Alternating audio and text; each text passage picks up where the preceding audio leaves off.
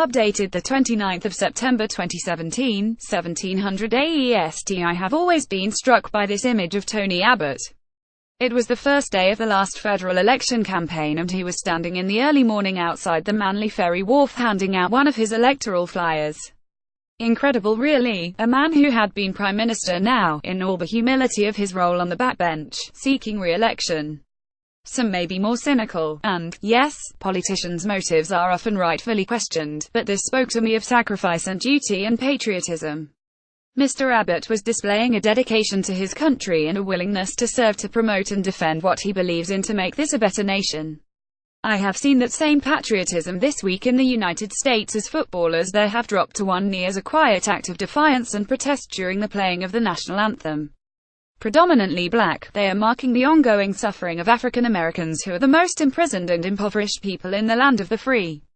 Mr. Abbott would be very unlikely to agree with their action. Indeed, I suspect he would rail against any Australian athletes who were to follow the American lead and protest during our anthem. Yet, they are displaying the same qualities I have admired in Mr. Abbott. They are saying they believe in their country enough to defend its honor. Their country is falling short of all it should be, and as citizens they are calling it out. How easy it is to stand unquestioningly for a nation's flag or anthem, how much harder to challenge those symbols.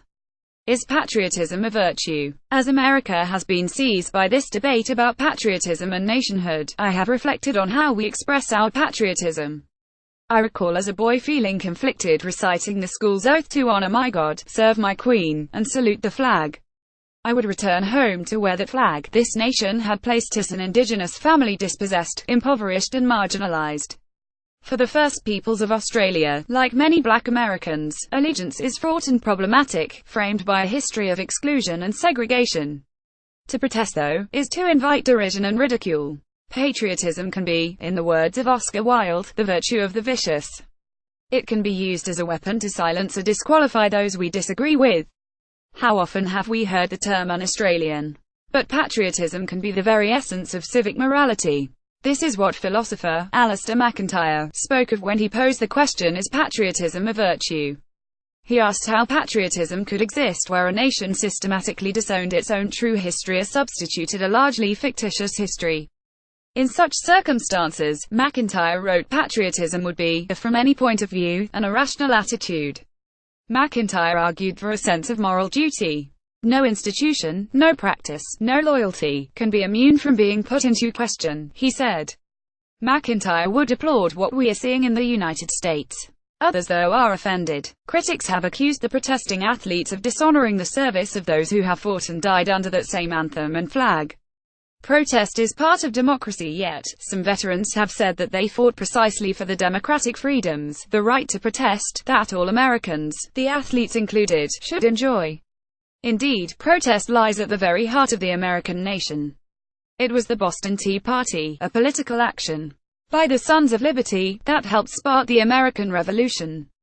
The athletes have been accused of playing the victim. As people of wealth and privilege, they are told they have nothing to complain about. Their supporters say this makes their actions even more laudable. They could turn away from those suffering, yet they give voice to those who are powerless. The sporting protests raise questions about what it is to be a nation. Nations have been called imagined communities, a thing of the soul. A nation is what we bring to it, what we ask of ourselves and each other.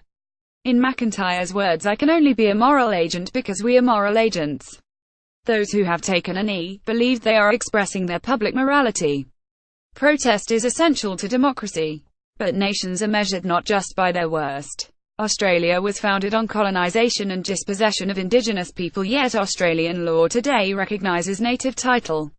America grapples still with a legacy of slavery and the brutal treatment of its own First People, yet it is a country that put a black man, Barack Obama, in the White House. Great protest has brought great change. The question now is what happens when those athletes get off their knees.